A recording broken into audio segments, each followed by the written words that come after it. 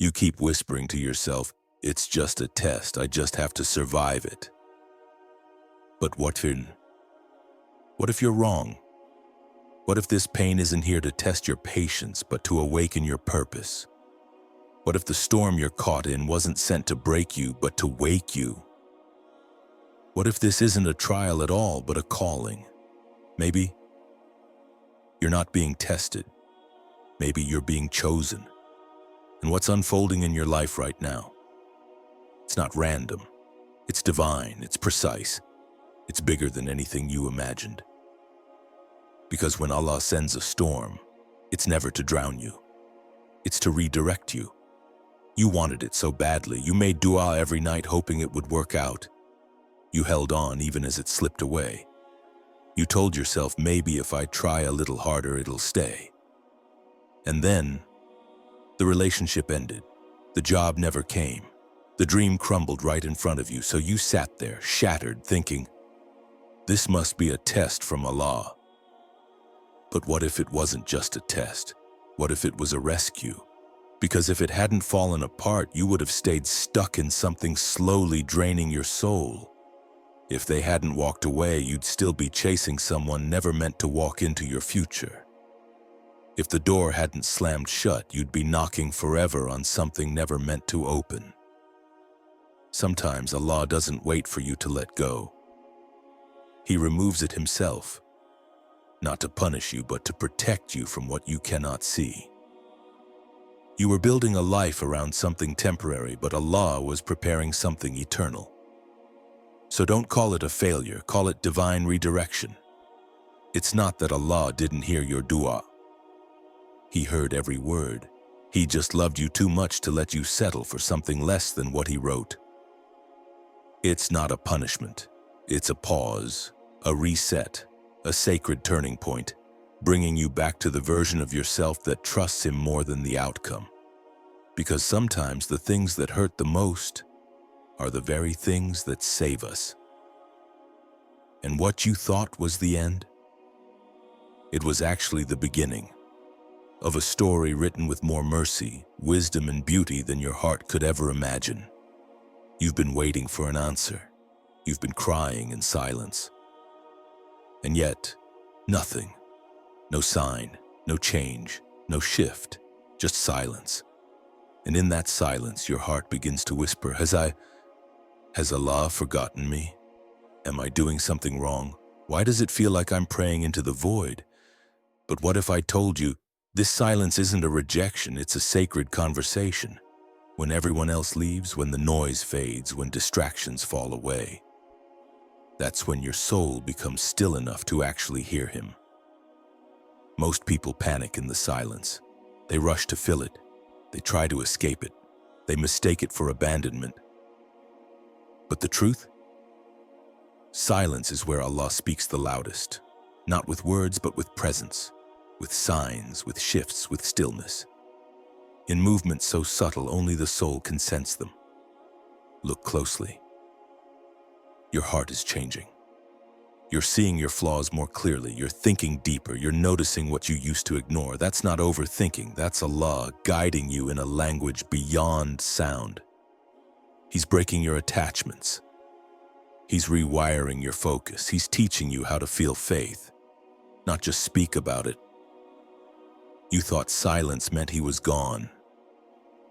But in truth, He was the only one who never left. While others talk over you, Allah listens to the words you can't even say. While others misjudge you, Allah understands the wounds you cover with a smile. While others ignore your pain, Allah turns it into a doorway, inviting you back to Him. So the next time silence surrounds you, don't run from it.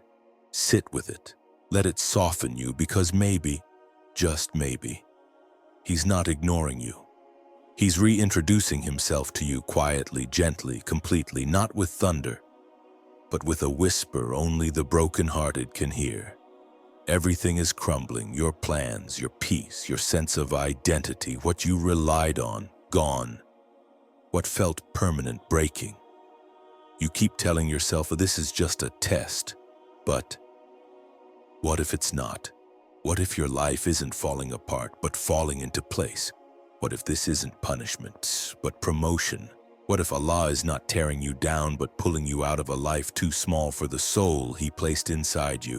Because we all build identities, we wear roles, we attach to jobs, relationships, expectations. You're noticing what you used to ignore. That's not overthinking, that's Allah guiding you in a language beyond sound. He's breaking your attachments, He's rewiring your focus, He's teaching you how to feel faith, not just speak about it.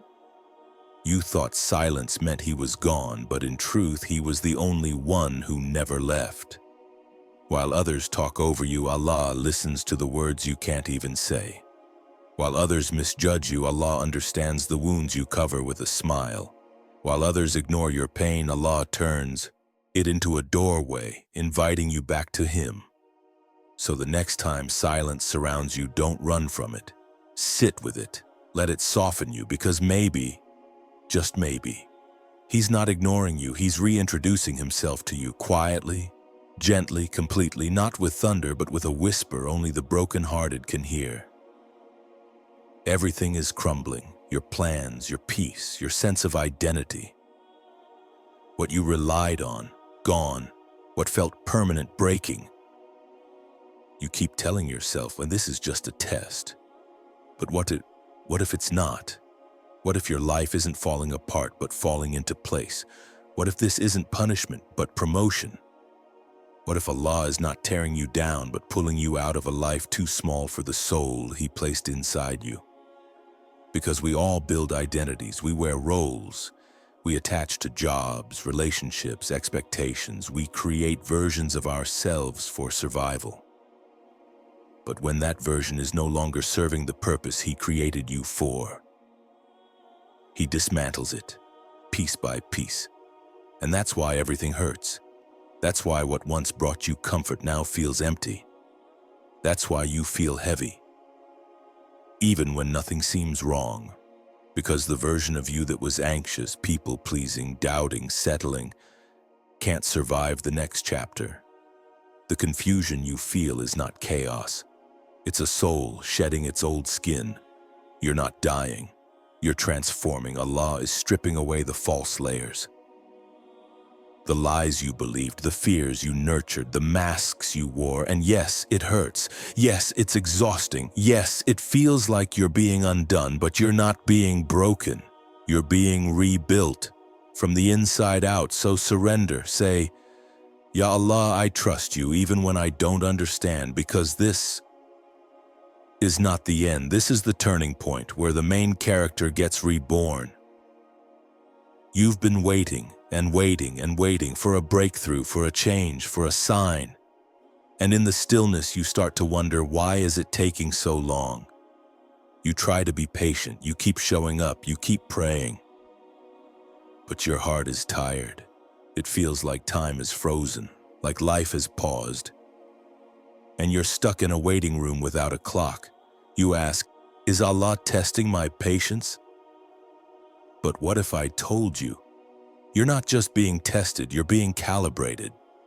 Because what you're asking for isn't small, it's weighty, it carries responsibility, influence, meaning. And Allah isn't just preparing the gift, He's preparing you. If He gave it to you now, you might fumble it. You might not even recognize it. Or worse, you might lose it. So He waits. He waits while your roots grow deeper, while your trust strengthens, while your private acts of worship become real, while your private pain becomes sacred training. Because just like a seed must grow invisible roots underground before it breaks the surface, so must you. You're not forgotten. You're being fortified. Sometimes Allah delays not to deny, but to upgrade. Because you're not meant to just receive, you're meant to lead. And leaders are not rushed. They are refined, sharpened, humbled, then raised. So this delay you hate, it's not a denial, it's design. Sacred, divine, and deeply intentional. You feel weak, like something's breaking inside, and you can't even explain why. Sometimes it's sadness, other times it's just emptiness. That silent, heavy ache that follows you through the day. You look fine, but inside you're barely holding on, and you keep telling yourself, I'm just weak right now, I need to be stronger. But what if you're asking the wrong question? What if this isn't about being strong, but about becoming real? Because real strength doesn't always look like smiles and speeches. Sometimes strength looks like crying at 3 a.m. It looks like dragging your soul into sujood even when your heart feels numb. Sometimes strength is just breathing, just not giving up, just whispering Ya Allah through the tears. That's not weakness, that's the soul stretching, that's Allah taking you to the most raw version of yourself. The one who finally lets go of the illusion of control and falls into His mercy.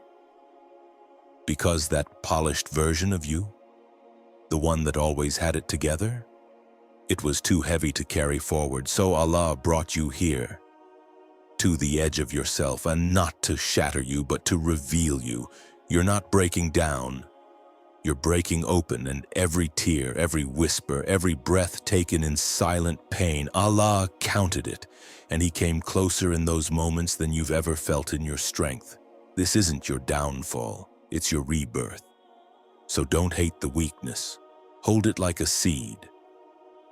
Because one day you'll look back and say, that was the moment Allah rebuilt me.